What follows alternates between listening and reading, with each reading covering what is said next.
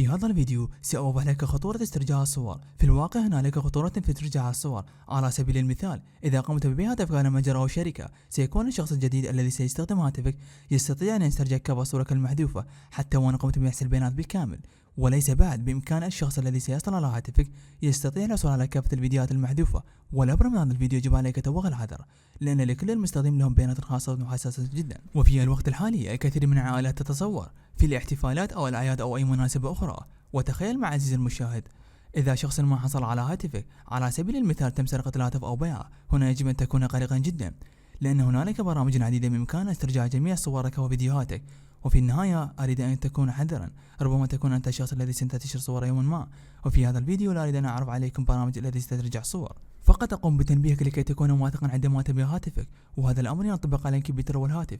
وأيضا سأقدم لكم فيديو جديد يوضح كيفية استرجاع الصور على مدار هذه السنين.